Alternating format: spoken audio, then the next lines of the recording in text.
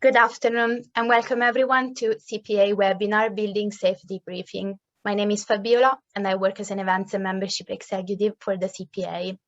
Today I will be helping our host, the CPA's Chief Executive Peter Keblehorn, to run the webinar. Peter will provide business with an overview of the changes approaching in the form of new building safety bill, procurement reform, raising the bar on competency, a new code for construction product information, and a recently announced review of the construction product testing system. What changes should industry expect over the coming years, and what is yet to be done as part of the building safety agenda post-Grenfell? Following the presentation, Peter will answer some of your questions, so please feel free to type your queries in the Q&A box. And at the end of the presentation, I will be reading them out to Peter. If we run out of time, we will try to address some of those questions privately afterwards. Before turning the floor over to Peter Keblehorn, I want to remind you all that this webinar will be recorded and the chat will be deactivated. We hope to post the recording on the CPA website within the next 48 hours. Thank you. Peter, you can feel free to begin. Great. Fabi, thank you so much for that introduction. Good afternoon, everyone. And wherever you are, a very warm welcome. And all I would say is that I hope it's warm and not raining, but that's probably an improbability if you're in the UK. So welcome to another CPA seminar on building safety. And this afternoon, I'd like to just delve into some of the progress that we've made, some of the background that's led us to the current position, and just sort of pose the question, what are we doing going forward? What's the future position? So, of course, many of you will be aware of some of the details. So I'm not necessarily going to delve into all of the technicalities. In fact, that would probably take us more than just the time we've got available many times over. But what I will try to do is set the scene. And to that, I just want to sort of really contextualize where we've got to in building safety. Now, many outside of the construction industry or not directly involved in some of this work that has been undertaken in the last 3 years will be asking the question, why is it taking so long? And actually, I think that's fairly straightforward to get to. There are several reasons for that. One is that the work has been progressing and it's been progressing at pace. There's a wide range of topics involving many people and many organizations. So there is a lot of activity, but maybe it's not just apparent to everybody. Secondly, we've come actually from a very low base, which is highly regrettable. Since the Grenfell disaster, there was talk then, in fact, just prior to the disaster, about removing building regs completely from the industry. But of course, you know, there was not also much talk about technical regulation and technical understanding. And that has had to be regenerated and developed. In fact, you know, technical understanding, as far as I'm concerned, was at a historic low level. And lastly, I'd say that also we're dealing with a vast range of immensely complicated issues we're trying to address around technical understanding, cultural behaviour, competence, custom and practice, political policy and ambition. And actually, you know, at the heart is a true understanding of the industry's outputs, which I think was probably, you know, pretty woefully missing in many cases.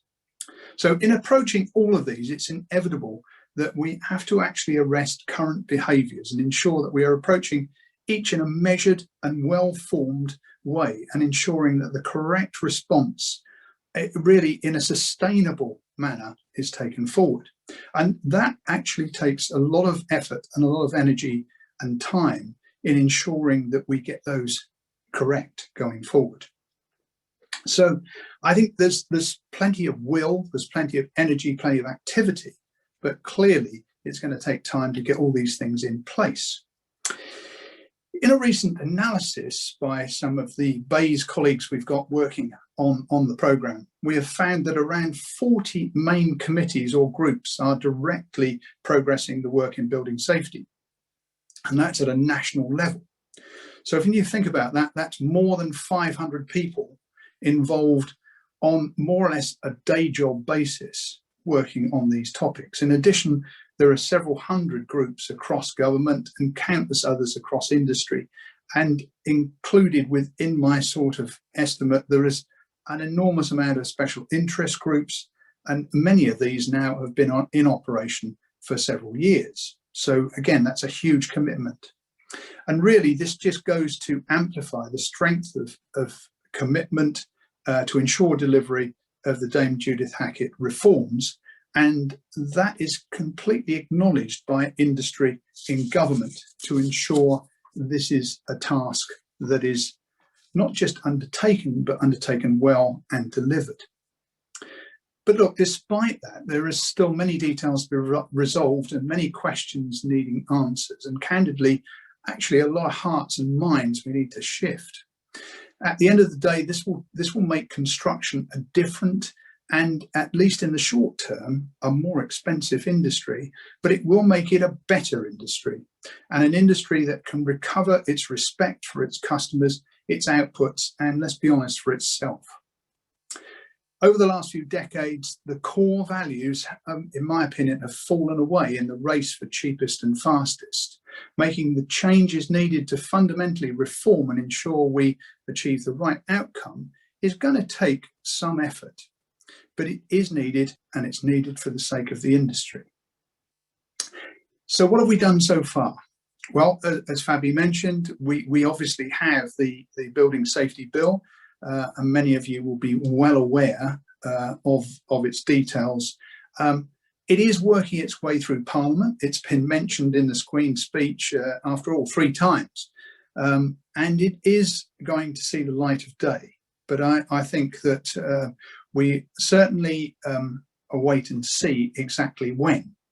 There seems to be continual rumours about when it actually will surface. And I think the latest information on that is that it will be at least towards midsummer. I don't think we can be any more certain than that just at the moment, but it is on its way. Now, many of you will have read the details, as I say, so I won't dwell on them just at the moment, but I'm keen to point out that this is a fundamental step, and it is the foundation for a new regulatory framework. And of course, within the bill, there is the scope to change fundamental details. So it sets the scene, and we await to see just how much scene setting there is contained within it.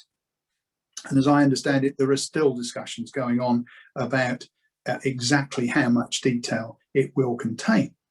But it will set the road that goes forward for many years to come. And so I think it's important for us to realise that it is a moment in time. It's a game changer for the future of the industry going forward. So there are several related areas of work to the Building Safety Bill that are underway in terms of the future regulatory landscape, considering how we set a new set of regulations, a new approach to enforcement, a new look to oversight, and how all those elements would actually work. But they certainly will give us something new to work at. Now, what we do know, of course, is that we have seen the appointment of Peter Baker, who many of you will know, who was previously the HSE head of construction, and he is now the new Chief Building Safety Regulator. We know that he and his team are working on the detail of how that part of the arrangements will work, and effectively setting their stall out for how they will respond to the new environment. In addition, we've seen the expansion of the Office for Product Safety Systems and the appointment of Graham Russell as the Construction Product Regulator. And in a similar style to Peter, Graham is now developing the detail of how this new part of government will work.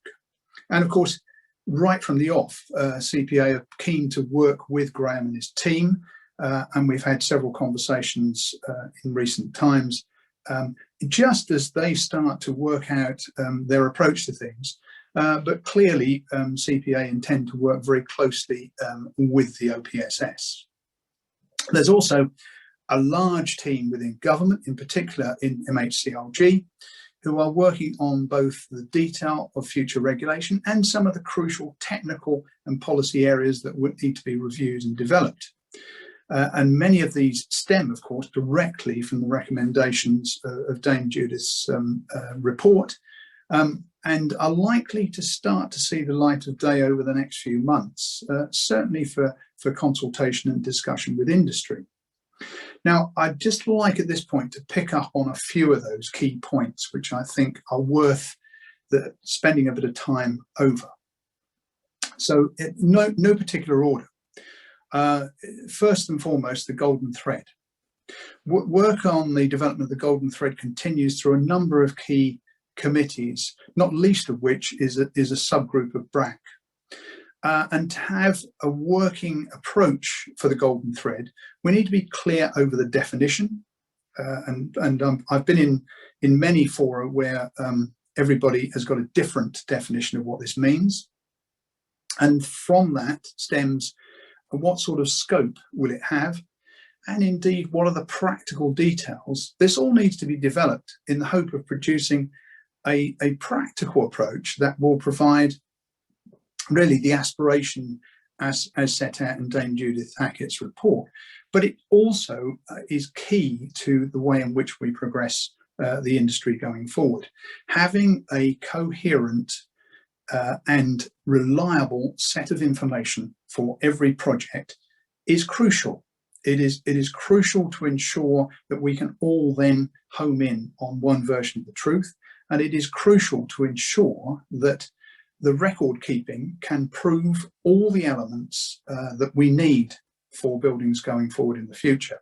And that's about a statement of performance. It's about ensuring that the buildings are truly safe. It's about ensuring that we know exactly what products were used and the way in which they were used. All of that is so crucial. It's the backbone of projects going forward, and that's why it is so important that we get the model correct right from the outset. Recently, we've had a lot of conversations about gateways, and in particular, the announcement that Gateway 1 will be enacted in just a few weeks' time. Now, again, that is crucial, and it's really the first tangible step we've seen of anything coming forward that is going to impact on the industry directly. But what I've seen of the details that have been issued so far, this will need a fairly substantial change by most in the industry who are affected by this, because it requires clear statements about how the building will react to fire, and in particular the external walls, and that at a stage where it isn't these days normally developed. So we need to be clear right from prior planning stage that we understand how the external walls will be constructed, how they would perform in a fire and safety situation. So that's a bit of a sea change, I think. And of course, then there are other regulations, other parts of the existing structure of regulations that are being worked through. And so that work is also going on in parallel to everything else, to existing sections of the building regs, and in particular to those obviously centered around fire and building performance. And other groups in government are covering details to do with the regulator's operations, the procurement of projects, inspections. The early adopters group have been looking at some of the key implications of some of this. And of course, this is across several government departments, including BEIS, Home Office, and of course, MHCLG. In addition, many of us will be aware of the remediation program. The significant building remediation program, which has now got multi-billion-pound funding, is attempting to ensure that all large buildings, all complex buildings with significant cladding issues are remediated. Now, this work has focused on the most at risk first, and that has been dealing with rain screen cladding using combustible elements. But next is to deal with more hybrid situations, and those possibly causing a lot of frustration across the UK. Discussions have continued through the industry response group over the details of this programme and the necessity of addressing some of the other wider aspects that give rise to risk, in particular in high-rise residential. And there is now an acknowledgement that that consideration needs to be given not just to cladding, but also to compartmentation, to smoke venting, to fire doors and related safety systems. It is going to take a lot more effort, a lot more energy, and certainly use up all the existing budget to cover all of these issues, because sadly we know that many of those topics are found wanting in quite a lot of buildings currently in occupation, and it's extremely sad to recognise that's where we've ended up. We also mustn't lose sight of the fact that it's extremely unfortunate that many people are still living in buildings that are regarded as having some element of potential risk.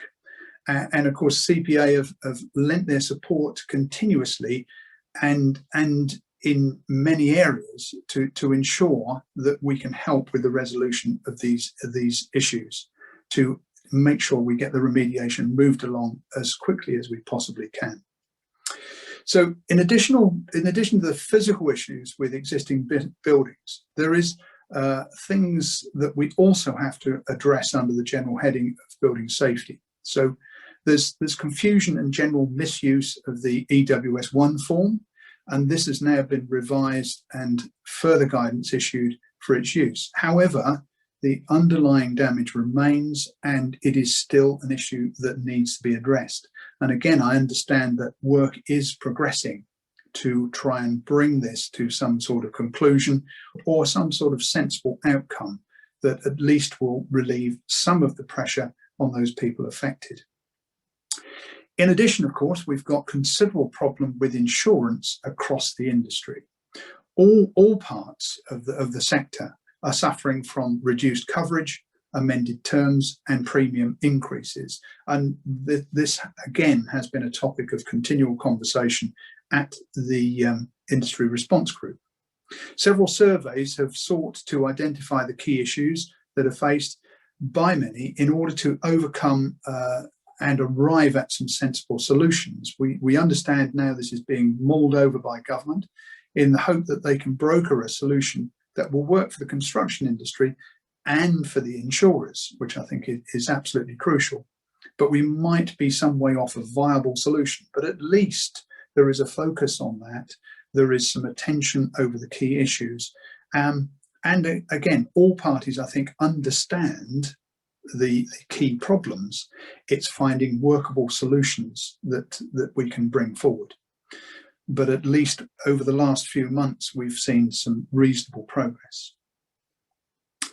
So I next wanted to talk to you about competence. So the competence work continues at a substantial pace, I might add, and the working groups that were formed at the outset, groups 1 to 12, continue to progress development of a rollout plan for the development of various activities and actions around each of those parts of the industry.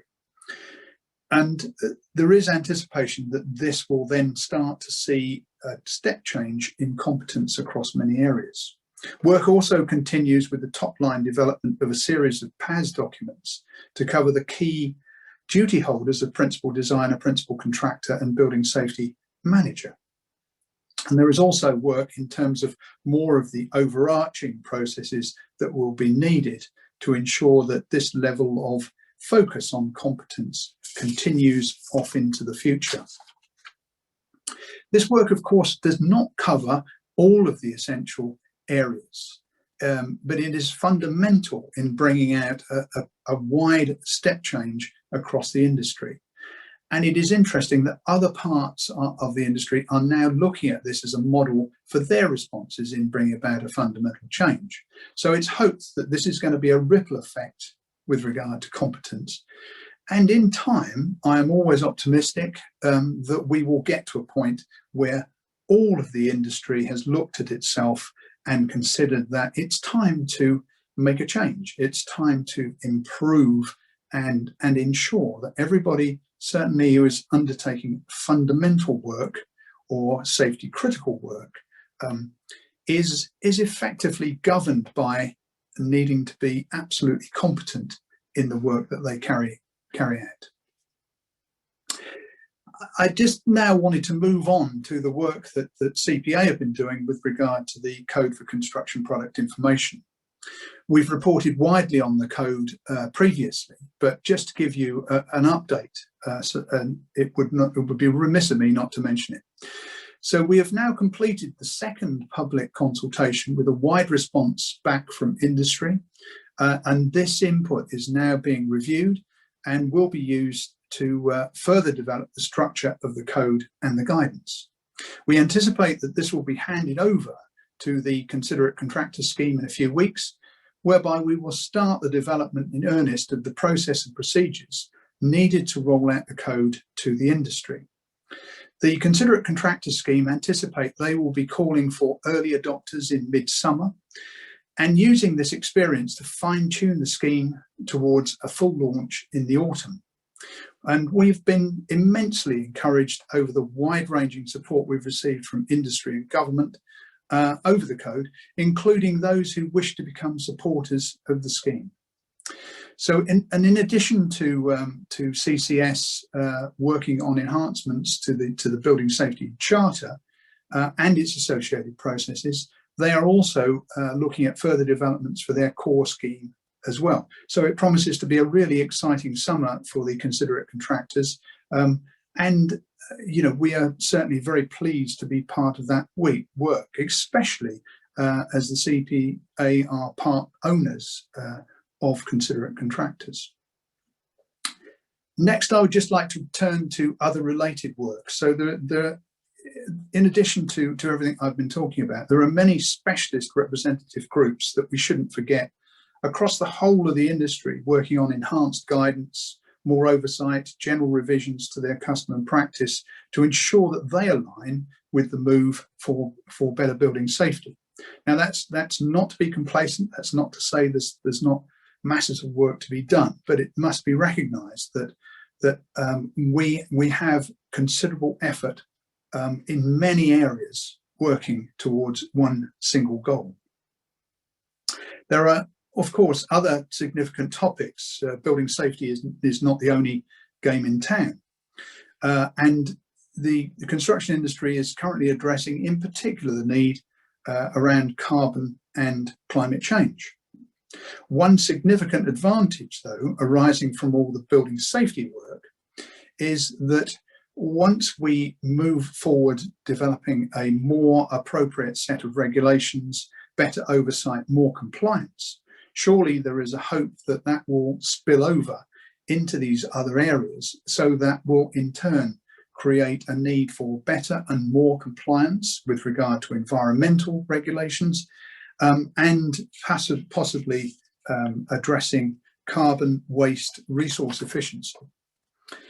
Ensuring that buildings are compliant from a safety point of view means that surely they will also work with other areas. And so I'm really encouraged by that, because it means it will drive better behaviours in other parts of the industry, and perhaps even picking up more compliance in relation to accessibility that's always been a poor relation in terms of compliance.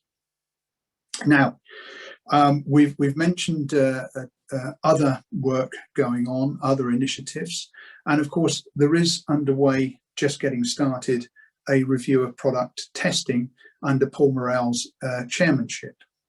So Paul and his colleagues want to delve into the current testing regime. Many of us will be aware of the good points and indeed the failings that have been apparent. But most of all, we need to have a testing approach that fits the modern industry and keeps in step with all these other revisions that I'm talking about this afternoon. And so we need to have a system that can be relied upon, provide that fundamental certainty that products on the market actually perform as intended. So it's the bedrock of how we go forward in the product sector. Paul has already contacted the CPA, and we are very pleased to be engaged with the review and helping with a number of industry engagements and roundtable events that will be coming forward. I mentioned the golden thread earlier. Now, this is part of a wider programme for the push for digitalisation across the construction industry as a whole. Despite the fact that we have made huge progress, digitalisation still lags behind in construction in comparison with other major industries.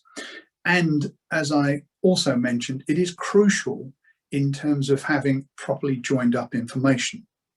So when it comes to better certainty, clarity, and greater efficiency and productivity, digitalisation is at the heart of how we can achieve that. So in the last few years, of course, we've seen great progress in using digital techniques in all sorts of ways, but we now need to join up these hotspots and ensure that we take full advantage across all parts of the industry. And I see the building safety programme, the energy that we're all putting into the reforms as helping. So there is a mutual help going on there between building safety and digitalisation. So again, it will not be news to many CPA members that we are continuing to press ahead with our digital projects, namely Lexicon and the BSI Identify, both now set to launch this year after a considerable period of development, but both will help with clarity of product information and complement each other with other work being done by CPA and other work being done further afield. But it is absolutely essential that we keep our eyes focused on this part of the development programme to ensure we can use the benefits that they bring and really implant them into the development of the building safety programme. So to ensure that buildings in future are built with the right materials and used in the right way and installed correctly, those projects are fundamental to ensuring that we have the source information that is precisely correct and what is needed for others involved in the design, construction and maintenance process. We must never forget that. So what's left yet to do? And the answer is a lot. The whole building safety programme is very much work in progress. And while that will come certainly probably as frustration to some people, it's a natural consequence of embarking on such a monumental change. However, it is only by addressing the issues in a widespread and fundamental manner that we will achieve the necessary results. And part of that, of course, is the Construction Leadership Council. So many of you will be aware that over the last 14 months, CLC has fundamentally changed as an organisation. The approach has been moved to addressing the really important issues across the industry and providing the framework for those to be progressed, both influential in its coverage and connection with government, but also trying to produce a practical output that will help everybody. And really the same is true of the building safety programme. So the CLC will shortly form a much more structured building safety work stream that will bring to bear the CLC focus, aided by a really motivated team within BAYS. And there will be more information of that over the next few weeks. So in the next few weeks, we will develop that as a major focus for building safety, developing around the core themes of competence, product safety, promotion of the CROSS scheme, which is now enhanced to take account of confidential reporting on safety and as well as structure, and resolution of the insurance question I mentioned. As well as we intend to map the remaining issues that have as yet possibly not been focused on as much as they should be, and bring them into the wider industry focus to actually ensure that the whole programme moves forward. It's important at this point to just remind ourselves, why are we doing this? At the end of the day, we must always remember we are embarking on this work because of a significant failing of the industry. And it's easy when confronted with so many issues and so many complex technical, social, political and intellectually challenging issues, to lose track actually of the direction of travel. And I'm very keen that we don't. As an industry, we need to recapture the lost confidence of the general public and the government.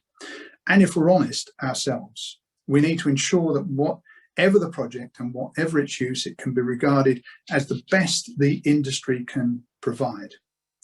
We need to be clear and transparent over the processes used in design, procurement and construction. And we need to be clear and confident that if we test it, it will be found to be compliant with the regulations, if not exceed them. And we should not always consider that a regulation is a point to reach, but rather a level to exceed, and possibly all of the time. So currently, we don't necessarily have all the answers, but we perhaps do have most of the issues mapped, and certainly we do have momentum and strength of purpose. It's therefore really important to continue with the effort and concerted approach, so that in a few years' time, we can say that in some small measure, the job has been well done and mean it. So I hope that's been helpful. It's been a relatively quick canter through a lot of complex topics and discussion points. But I'm quite happy now to hand you back to Fabi, and perhaps we can address some questions, Fabi. Thank you. Thank you, Peter. So we have one question. The work around competence seems extremely complex, especially considering the interaction of architects, procurement, builders, and installers alongside the manufacturer and suppliers. What is the immediate deliverable in this area? Should we expect this work stream to run for several years to come? Right, so thank you for that. So it is complicated, but what we do have are a series of PAS documents being produced by British Standards. And as I mentioned, they are going to cover the main duty holders. And what they will do is set out the expected competence arena for each of those duty holders, who effectively everybody will look to in future as being the key points of focus, the key points of responsibility. Not necessarily that they will do everything, and they can't do everything, but they will be the focus of how things are conducted, how things are addressed. So the immediate deliverables will be those PAS documents, and we can look towards the end of the year, towards next year, early part of next year, for them to be produced. With regard to the wider work that's going on, each of the working groups representing key parts of the industry are operating at slightly different timeframes. So we will expect there to be rollout of competency programs for shall we say, installers, for procurers at different times. And we can see that work is now starting to happen, and potentially changes will affect the industry running from this autumn onwards. But yes, this is a work of many years, and it will take some time before all parts of the industry seem to see the effect of this. Thanks, Peter. Another question. This problem with CA marking that the CPA has highlighted surely has an impact on building safety, with questions about future access to the right production in the market. Indeed, and that's one of the reasons why we have been putting a lot of effort onto it. Clearly related to building safety, because obviously have an impact on how products are taken to market. I didn't directly focus on it today because it is still very much work in progress, and we are hoping that we will see some announcements made on how all the CA marking will be rolled out, and that will avoid any impact on building safety. But we have to see how that will go forward. Potentially, though, the CA mark problem is really quite serious for the availability of products. Thanks, Peter. Another question.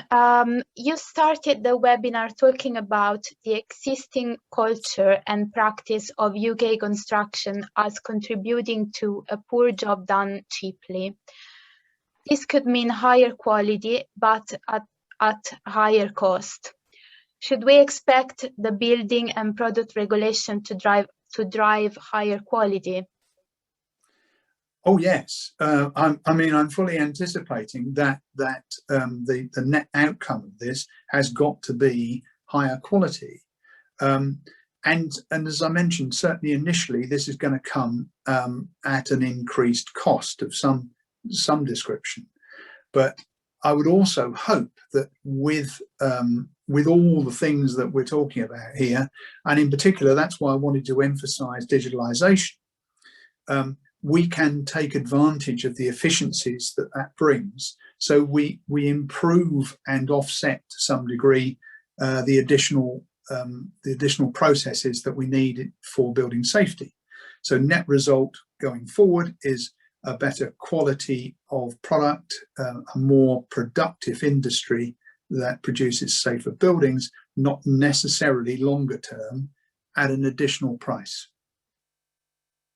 Thank you, Peter. Another question. We know that the whole construction industry needs a culture shift to deliver the recommendation from building a safer future. Whilst many different functions have been covered in the existing competence work, do we have sufficient buy-in from senior management in the Tier 1 constructors to achieve culture change? I think we do. Conversations I've had certainly with Tier 1 CEOs certainly recognise the need for change, and in fact, it's very pleasing to see that there are certain Tier 1 contractors who've already embarked on significant cultural change programs, and so I think that recognition is there amongst the greater majority. The issue with all of this is about momentum. As long as we can keep up substantial momentum, there will become a point where even those hearts and minds that are not possibly in the same place as a lot of us, they will come over to the right side of thinking. Thanks, Peter. Our firm sees support for the new code as a key differentiator for us. How can we get involved in this scheme sooner rather than later? That's a great question to hear, Fabi. Thank you. So I mentioned that we will be looking for early adopters midsummer. So we'll be making announcements very clearly. They will primarily come, though, from the Considerate Contractors scheme, because they will be the organisation running it. We want to make sure that the process is as independent and as arm's length from CPA as possible, but they will definitely be after anybody who is keen to take part. So as I say, from around July and August, we will be putting out a call to people so that they can come along as early adopters. And what I would also say is, don't forget, there is not just a space for product manufacturers, there is also space for supporters. So those involved in using products, so designers, contractors, other specialists in the sector, they can join up to the code as a supporter. Thank you. We have an observation from someone. It says, just an observation that UKCA marking, like CE marking, is not about safety. It is only about declared performance, with third party involved to verify the declared characteristic increasing as particular product risk increase. Safety needs to be dealt with separately, perhaps using UKCA marking as a method of describing the declared performance, presuming the testing issues are resolved. Fabi, absolutely, yes, and I completely agree. And really, that's not the point I'm making, and that's why I didn't directly reference CA marking in this afternoon's conversation. But there is an important issue with regards to all of the issues around CA marking and its deployment and its impact on the testing and certification arena, having a knock-on impact on the building safety programme. So whilst there is not a direct correlation, there is enough of a linkage to make it important that we keep an eye on how that is developing. It can affect building safety in terms of availability of the right materials. So if we can't get hold of the materials that we actually should be using, there's the risk that people will use materials and products that possibly aren't quite fit for purpose. There is a risk that the attention of everybody is drawn towards ensuring that CA marking is rolled out properly and takes some of the momentum and some of the energy out of the building safety programme. And so there are lots of reasons why we need to keep an eye on both areas, really, but they are interrelated, whilst completely CA and CE mark, for that matter, are not directly safety programs. Thanks, Peter. I don't think we have any more questions, but if you come up with any more questions, just feel free to email me and I will forward the email to the right person in the team. Right. Peter, did you want to say anything else? Well, thank you, Fabi. I just want to say I hope everybody found that of some interest and some value. And as you've said, we will pick up on any other questions outside of the seminar, and we will plan to keep everybody updated on building safety as it develops, and also CA marking as well. And of course, we've got other topics lined up in the seminar series. So I'm very grateful for everybody's attention, and thank you all for taking part. Thank you very much. And I just wanted to remind you all that the webinar will be available on the CPA website in the next 48 hours. Thank you and have a nice rest of the day.